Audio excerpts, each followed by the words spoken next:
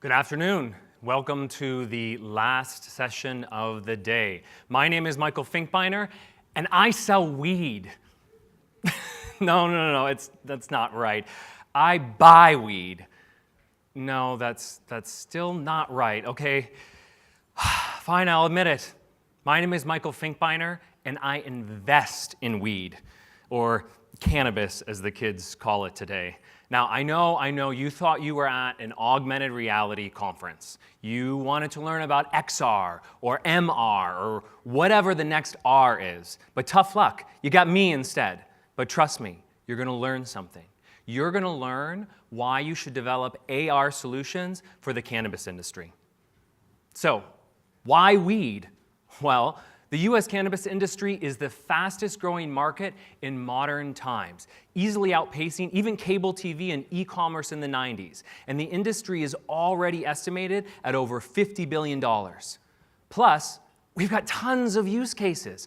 All across the supply chain, cannabis is begging to be disrupted by new technology like AR. And the current margins and complex regulatory and compliance landscape mean cannabis companies are willing to shell out big bucks for new technology if it helps them increase efficiency, reduce human error, and stay legal. Finally, and maybe most importantly, investors are excited about cannabis. Unlike other agricultural products or consumer categories, cannabis has yet to commoditize. So investors know now is the time to invest in solutions for the industry, especially if those solutions can apply to broader markets like agriculture, logistics, and retail. Now, before I look at some specific use cases, I want to highlight what you should keep in mind when you develop AR solutions for cannabis. All across the supply chain, companies have three main goals. I've already said them: increase efficiency, reduce human error, and stay compliant. And you might not think these are unique. They're not. In fact, most farmers or product manufacturers will have very similar goals, which is great. You can design a solution for cannabis, find investment, refine your product, and establish early traction and revenue. And as you scale, apply that technology to the broader markets I already discussed. Now, let's look at some specific use cases. One aspect of cannabis begging to be disrupted by new technology is the way workers interact with the plant. Now, cannabis farmers think they're very sophisticated, and truthfully, they've come a long way.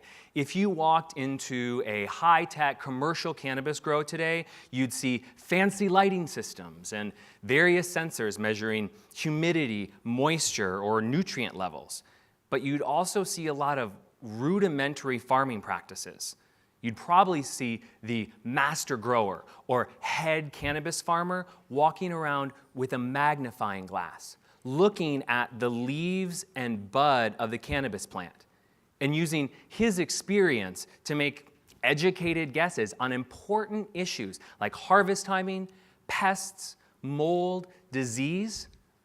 A magnifying glass, it's not good enough. We can't depend exclusively on human perception to make such important decisions, because when humans make mistakes on these issues, businesses lose valuable time, money, and risk unnecessary use of chemicals and pesticides.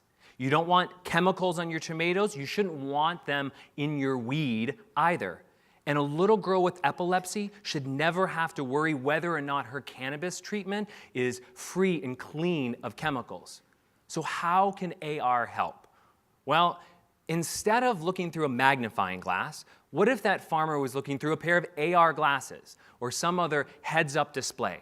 And those glasses were gathering data and using advances in computer vision and data analytics to empower that farmer with more information, to help him make better decisions about his plant, to maximize yield and ensure a clean crop. And what if those glasses also helped change how that farmer interacted with the various machines surrounding him? Specifically those machines bringing in various levels of automation to the cannabis industry. And I said it, the A word, automation. So now you can all be scared that cannabis robots are going to be stealing our jobs and taking over the world. In reality, it's going to look much more run-of-the-mill. A lot of you may already know the example of a dishwasher repairman using AR glasses to help him do his job better. Other industries like mining and oil, IT have successfully integrated AR solutions to help increase efficiency, reduce human error, and track compliance. Those are the same three things I told you all cannabis companies are looking for. But instead of working with mining or oil equipment, cannabis workers will be interacting and repairing drying, curing, and extraction equipment. Now keep in mind that AR solutions like this don't just change the way we work, they change the way we educate our workers, specifically those most at risk of being affected by industrial automation. If we want to prepare low and medium skilled workers for the jobs of the future, we need to provide them with more flexible and effective training devices. And AR and VR are proving to do that. I like the AR experience because it actually helps you learn while you work, helping to present opportunities of job continuity and overall job growth. Now, a moment ago I said another dirty word, compliance. And it's honestly the biggest headache across the whole supply chain of cannabis. Why? Because cannabis is federally illegal. And it has a deeply rooted black market. As a result, legal cannabis markets have extensive compliance demands. The industry uses the term seed to sale to describe the tracking of cannabis from seed through farming and harvesting onto processing, manufacturing, and ultimately distribution in retail. Current solutions involve a lot of barcodes. And it looks like a cannabis farmer applying that simple barcode to a young cannabis plant and then using basic RFID readers and seed-to-sale tracking software to follow that cannabis plant through the supply chain as it changes shape, changes hands, and ultimately lands with the consumer. Sounds simple enough, and it works okay, but people in the industry are complaining that the current solutions are not user-friendly, are inefficient, and leave too much room for error. But a few errors are okay, right? Wrong. Because small mistakes in cannabis mean big problems. That's because legal markets have stiff penalties for non-compliance. Those penalties include heavy fines, product forfeiture, even temporary or permanent loss of license.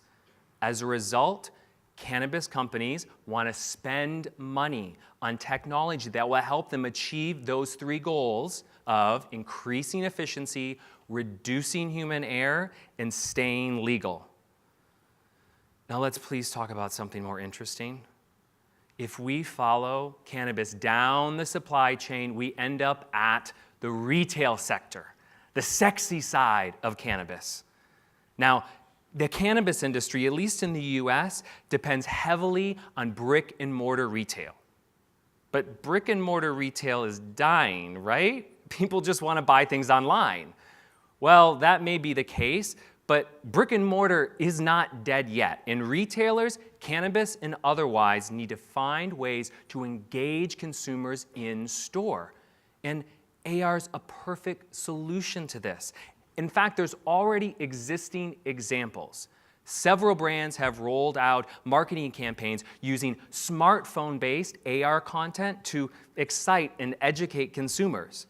You hold your smartphone up to a wine bottle or a pop brownie, and you see funny videos or consumer reviews, product information.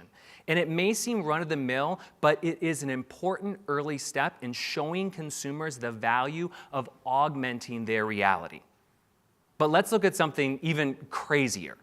If any of you have worked retail, you know being a sales associate is hard.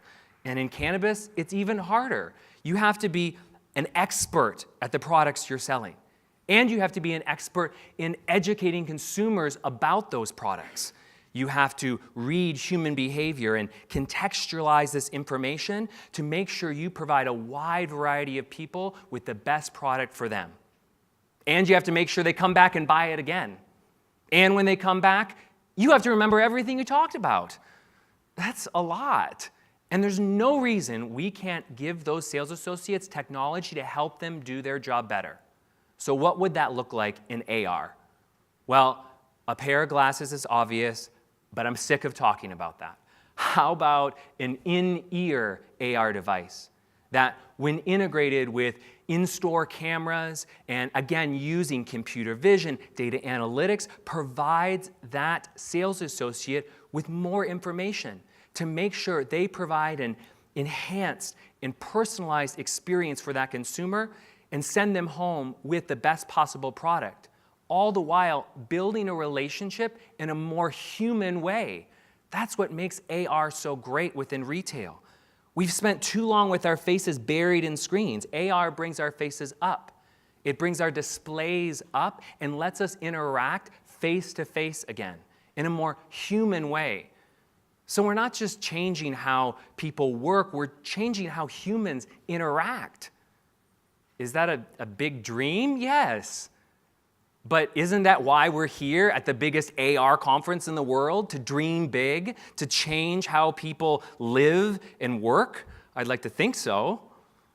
Now, as I wrap up, I want to reiterate why I think the cannabis industry is a perfect go-to-market strategy for new technology like AR. Aside from being the fastest growing US market, cannabis has the use cases, the current margins, the investment excitement, all to support the development of new technology, especially if that technology can apply to larger markets like agriculture, logistics, and retail. Now, before I let you go, I have to give one special person a shout out. Tom Emmerich. He's a partner at SuperVentures, a board member of AWE, and one of the people responsible for putting on this amazing conference. It's because of him that I'm here today, and I am beyond grateful for his support.